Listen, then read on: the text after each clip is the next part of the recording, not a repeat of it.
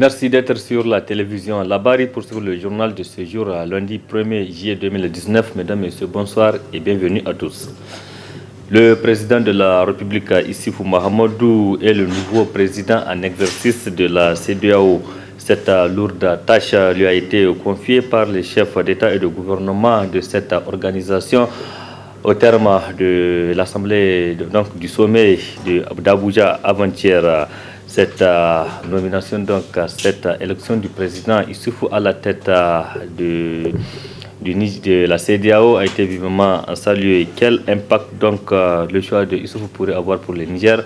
Réponse dans ce reportage signé Mariama Christine Bormo et Halidou Bourema.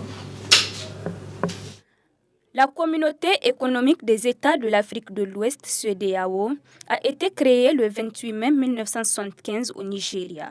Cette institution, qui est composée de 15 pays membres, a entre autres vision de promouvoir la coopération et l'intégration en vue d'atteindre l'union économique des pays de l'Afrique de l'Ouest, mais aussi de travailler à élever le niveau de vie de ces peuples. Selon l'économiste Soli Abdoulaye, le président Issoufou Mahamadou, qui dirigera pendant un an la CEDEAO, mérite d'être félicité. Hier, effectivement, tous les Nigériens se sont réveillés avec cette bonne nouvelle, n'est-ce pas, de l'élection de notre président à la tête de la CEDEAO pour un mandat de 1 an.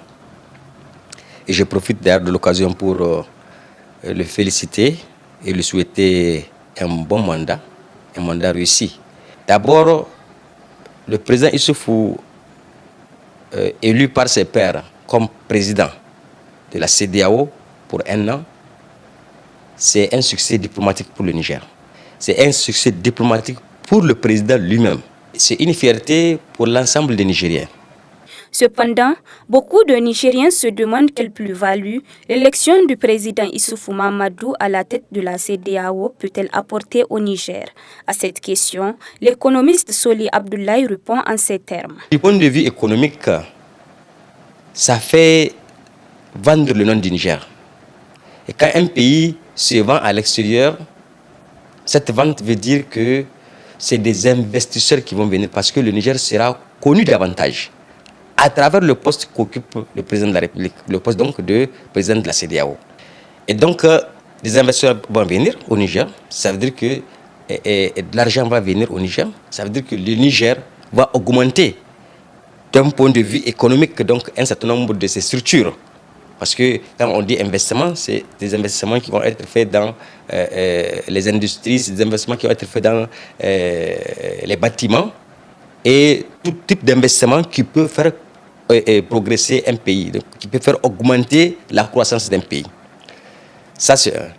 Deuxièmement, le président étant président de la CEDEAO, ça veut dire qu'aujourd'hui, à chaque fois, du point de vue international, il y a des rencontres internationales telles que celle qui s'est passée tout récemment au Japon, la rencontre des G20, donc les grands pays, les 20 pays du monde qui décident.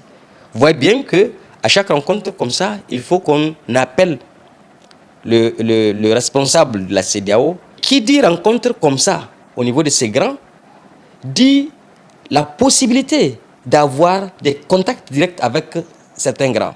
Enfin, la seule appréhension est la suivante. Il ne faut pas que le président Issoufou Mahamadou soit plus préoccupé par les affaires de la CEDEAO au point d'oublier les différents problèmes auxquels le Niger fait face. C'est parti pour 5 jours des travaux de la première assemblée générale de la campagne Tournons la page. Des invités venus des pays africains, de l'Europe, mais aussi de l'intérieur du pays, vont parler de la démocratie et de la bonne gouvernance. C'est le point de la cérémonie d'ouverture avec Nafissa Zakou et Aboubakar Soleil. Ce par ce slam sur la liberté et la démocratie qu'ont débuté les travaux de la première Assemblée générale mondiale de la campagne Tournons la page. En effet, lancée en octobre 2014, la campagne Tournons la page est un mouvement international qui prône l'alternance démocratique et la bonne gouvernance en Afrique. Mieux, Tournons la page mène des actions pacifiques pour la promotion de la démocratie grâce à plus de 250 organisations de la société civile. Le choix du Niger pour abriter cette première Assemblée générale mondiale est un véritable privilège et un réel motif de fierté pour tous les acteurs de notre coalition. En effet, ces hommes et femmes ont donné le meilleur d'eux-mêmes depuis le lancement en mai 2017 à Niamey de la campagne pour en faire un collectif incontournable sur l'échiquier national et international. Ce qui d'ailleurs nous a valu le prix des droits de l'homme de la République française, édition 2018, qui nous a été attribué par la Commission nationale consultative des droits de l'homme de la République française le 10 décembre 2018 à Paris. En reconnaissance des efforts immenses de notre mouvement en matière de défense et de promotion des droits humains. Le coordonnateur international de la campagne Tournons la page a dans son discours salué les efforts de Tournons la page Niger tout en soulignant leur rôle dans le processus électoral. Cette semaine, nous allons continuer à renforcer la famille TLP, à construire les victoires de demain, car les mois et les années à venir vont être décisifs. Alors que la Mauritanie s'enfonce dans une nouvelle crise post-électorale dont le continent a tant souffert, les pouvoirs en place en Guinée et en Côte d'Ivoire préparent, au mépris de la Constitution, leur maintien au pouvoir. Au Burundi, le régime a fait fuir ou assassiner toutes les voix critiques, dont des membres de notre mouvement. Il se prépare aujourd'hui une nouvelle mascarade électorale en 2020. Ici, malheureusement, au Niger, la loi électorale votée la semaine passée l'a été sans l'approbation de la société civile et de l'opposition. Et cela n'augure malheureusement rien de bon pour les élections de 2021. Procédant au discours d'ouverture, le rapporteur général de la Commission nationale des droits humains a justifié le choix de la CNDH à présider ces assises. Votre mouvement est composé de plus de 200 organisations de la société civile de par le monde, des organisations de la société civile dont la plupart luttent en faveur des droits de l'homme, la promotion et la démocratie et la bonne gouvernance également. Donc, fait que votre campagne intéresse naturellement la CNDH. À ce titre, la CNDH reste disponible à accompagner toute initiative en lien avec le respect des droits de l'homme conformément à la loi. Les présentes assises qui dureront 5 jours seront mises à profit pour dessiner la vision 2020-2022 de la campagne Tournons la page. Aussi, les participants vont travailler sur la visibilité du réseau et sur le partage d'expériences. Fin ce matin à l'hémicycle de l'Assemblée nationale des travaux de la première session ordinaire, dite session de loi de l'année 2019. Une cérémonie de clôture des travaux qui a été marquée par une importante allocution prononcée par le président de l'institution devant un panel d'invités. Le résumé de la cérémonie de clôture avec Adam Soumana et Ibrahim Abdou. 3 mois, c'est le temps qu'a duré la session dite de loi au titre de l'année en cours à l'hémicycle de l'Assemblée nationale. Une session dont la présente cérémonie solennelle, rehaussée par la présence d'éminentes personnalités, marque le couronnement des travaux. Occasion pour le premier responsable de cette institution de louer le travail abattu par les parlementaires durant la session, mais aussi et surtout éclairer la lanterne des concitoyens sur certaines lois adoptées par la représentation nationale. Tous les députés ont été peinés et choqués des procès d'intention que certains acteurs religieux ont cru devoir leur faire alors que l'examen du texte n'avait même pas commencé. Les députés ont été surpris de constater que ces acteurs se sont hâtivement laissés aller à des réactions d'intolérance. Ces actes sont autant plus graves que leur violente manifestation et un déni de la foi des autres Nigériens. Je l'ai dit à une autre occasion déjà, la religion dominante de notre pays nous exhorte à laisser à Dieu le jugement sur l'intensité de la foi de chacun des serviteurs. Le président de l'Assemblée nationale s'est également apaisanti sur certains sujets de grande importance, tels le collectif budgétaire, la loi sur la cybercriminalité et la motion de censure enregistrée pour la première fois sous cette législature, avant de lancer un vibrant appel à la population nigérienne en général et celle de Niamey en particulier dans le cadre du sommet de l'Union africaine. Il s'agit pour tous les Nigériens, particulièrement ceux résidant à Niamey, de se dire que sa réussite est l'affaire de chacun. Notre capitale va accueillir d'éminentes personnalités. Il s'agit des principaux dirigeants de l'Afrique, des représentants de haut niveau d'autres continents.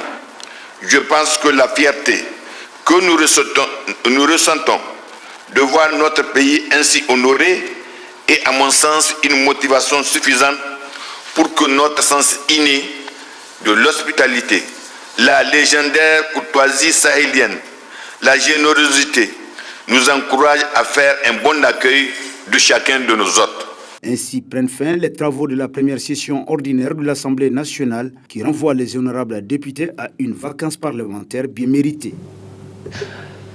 Dans quelques jours, le Niger va abriter les travaux de la 33e conférence des chefs d'État de l'Union africaine. À quelques jours de cette importante rencontre continentale, l'effervescence et perspectives dans la capitale. Quelles sont à présent les attentes des citoyens? Je propose de suivre quelques-uns. J'espère que ça se passe bien, que ça puisse rapporter des retombées au pays. J'espère que l'État a pris les dispositions pour renforcer la sécurité, que tout se passe dans la paix et que les citoyens soient protégés dans les meilleures conditions. Vous savez, c'est pour la première fois que le Niger va abriter une conférence de ce genre-là, de grande envergure si on peut le dire. Voilà, c'est bien vrai, il y a eu des préparatifs, il y a eu du boucan par rapport à cela, parce que ça fait un an, nous, qu'on est en train de nous casser les tympans par rapport à 2019, tout ça là, quoi. Bon, moi, mon attente personnellement, je voudrais juste que ça se fasse dans les règles de l'art. Il y a beaucoup de présidents que nous allons accueillir, pas de moindres d'ailleurs, parce que même en Afrique, il y a des présidents vraiment qui sont là et puis qui ont de la valeur à l'échelle internationale ou bien à l'échelle mondiale même. Donc dans les chaînes internationales et tout ça là, maintenant vous n'êtes pas seul de savoir qu'on en parle de beaucoup de présidents qui en font beaucoup plus pour leur population. Vous voyez. Donc vraiment, je voudrais que ça soit vraiment un sommet à partir duquel le Niger va beaucoup en profiter. En termes, d'économie, en termes, de politique et en termes, je ne sais pas, de beaucoup de mesures qui peuvent être beaucoup plus bénéfiques pour nous, autres qui sont ici au Niger. Je parle de la population en général, quoi. Donc il ne faudrait pas qu'on vienne pour raconter juste des bobards et juste des futilités, et que les gens se disloquent comme ça là maintenant sans pour autant qu'il y ait quelque chose de pragmatique, ce à quoi tout le monde s'attend, quoi, un changement radical par rapport à toutes les choses, à tous les phénomènes. Le constat que j'ai fait, en un instant, j'ai constaté que l'image de Niamey a beaucoup changé. Ça a été un changement positif. Et je souhaiterais que, même après la conférence, que nous ayons aussi, que nous ayons un certain élan, en tout cas dans le cadre du développement, dans tous les secteurs. Il n'est pas sans savoir qu'aujourd'hui, le Niger est un pays qui est en train de souffrir dans plusieurs domaines. Les domaines de base qui sont l'éducation, la santé et surtout l'énergie.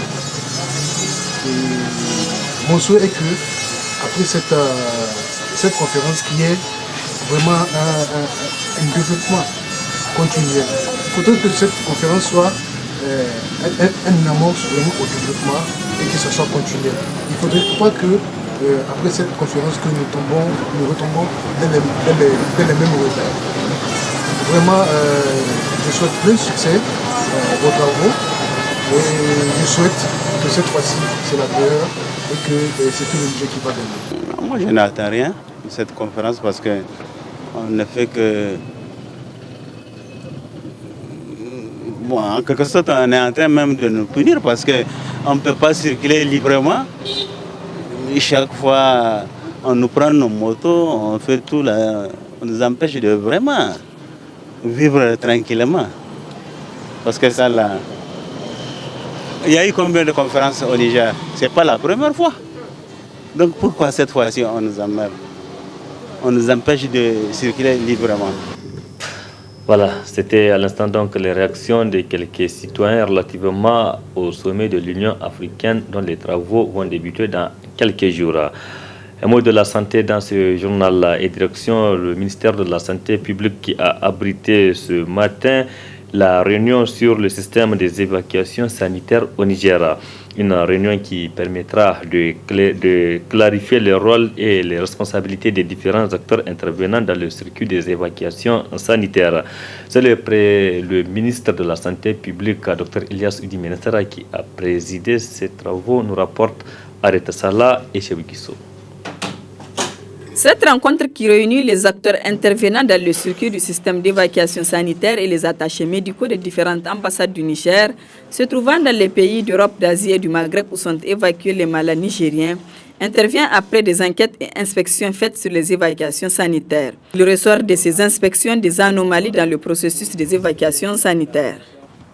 Le manque de pertinence de certaines évacuations, l'absence de rétro-information par les structures sanitaires privées de l'extérieur qui accueillent les malades évacués sur la situation financière après la sortie des patients, l'absence de partenariat officiel entre le ministère de la Santé publique et les structures étrangères, le remboursement exigé par l'État du Niger des frais de certaines évacuations initiées à titre privé et qui n'ont pas fait le circuit officiel du système d'évacuation, le dysfonctionnement des organes chargés de la gestion des évacuations sanitaires, comme les attachés médicaux, qui ignorent ou qui ne jouent pas leur rôle, la cellule d'évacuation sanitaire, le conseil de santé, etc.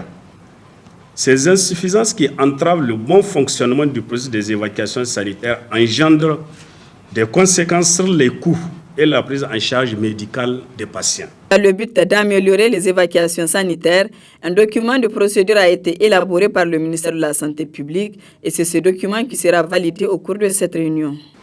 Avec l'opérationnalisation de l'hôpital général de référence de Niamey et pour pallier à toutes les insuffisances, le ministère de la Santé publique a entrepris une réforme des évacuations sanitaires pour assainir ce système. La rencontre d'aujourd'hui s'inscrit dans le cadre de la poursuite de cette réforme afin de clarifier les rôles et responsabilités des différents acteurs intervenant dans le circuit des évacuations sanitaires. Un document de procédure a été élaboré par le ministère de la Santé publique. L'objectif des présentes assises est de valider ce document qui définit également les nouvelles procédures afin d'optimiser celles qui sont actuellement en vigueur dans le but d'améliorer l'efficacité et l'efficience de la prise en charge des patients hors du Niger. Chacun doit jouer son rôle dans le respect des textes, de l'éthique, de la déontologie médicale et du cahier de charges qui lui sera confié. J'ai nommé le conseil de santé, l'hôpital général de référence de Niamey et surtout, j'ai dit surtout, les attachés médicaux qui, à tort ou à raison, font l'objet d'interpellations sur leur comportement qui est décrié par les malades évacués. Le ministre de la Santé publique a exhorté l'ensemble des participants à cette réunion à plus d'abnégation et d'ardeur au travail en vue d'une amélioration de la qualité de la prise en charge des patients. Direction Stade Général Seni Kounché qui a servi de cadre cet après-midi au lancement du salon professionnel 100% Made in Niger qui s'étalera sur une semaine. Une foire qui vise à promouvoir les produits locaux dans la perspective du lancement de la zone de libre-échange continentale africain. Faisons le point avec Alice Ibrahim et Sadoumi. De la transformation des produits agricoles en passant par l'artisanat, le Niger dispose d'un grand nombre d'entreprises dont l'apport à la vitalité économique du pays est indéniable. Aussi, pour promouvoir davantage les entreprises qui se spécialisent dans la transformation de nos produits locaux, Rabiatou Arzika a initié le salon professionnel 100% Made in Niger qui se tiendra en marge de la 33e conférence des chefs d'État de l'Union africaine qui se déroulera bientôt à Niamey. Une réunion au cours de laquelle sera lancée la zone de libre-échange continentale africaine. Rabiatou Arzika précise les raisons qui l'ont poussé à entreprendre le salon professionnel 100% Made in Niger. C'est vraiment une initiative qu'on a eue lors du lancement de la campagne Consommons nigérien. Le ministre conseiller du président de la République, le DG de l'agence UA, avait visité et lors de cette visite, il a dit franchement, parmi ses objectifs et les directives qu'il a reçues du président de la République, c'est de promouvoir les PME, PMI nigériennes. Et qu'à ce titre, qu'il va fortement impliquer les femmes transformatrices et tous ces produits des jeunes industries nigériennes dans leurs décisions d'achat.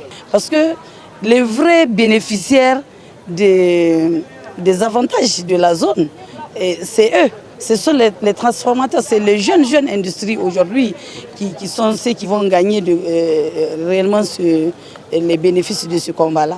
Pour le secrétaire général de la Chambre de commerce du Niger, Ousmane Mahaman, ce salon professionnel est l'occasion pour les entreprises nigériennes de travailler afin de relever le défi que demande la zone de libre-échange. Au niveau de la Chambre de commerce et de l'industrie du Niger, nous sommes convaincus que dans le cadre du processus dont nous assurons le lead à travers le président de la République, notamment celui de l'ouverture du marché continental, nous sommes convaincus que nous devrions travailler avec la pertinence et la rigueur requises pour que nous développions des chaînes de valeur, nous créions de la plus-value afin que nous puissions nous insérer de façon pertinente dans ce grand marché.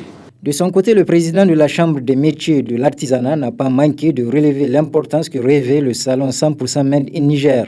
Par rapport à la Chambre des métiers de l'artisanat, c'est 30% de la population active du Niger. Donc nous sommes un partenaire inconditionnel de la ZLECAf. Donc nous sommes au cœur de ce dispositif et nous souhaitons que ce processus soit un réel démarrage pour l'économie artisanale.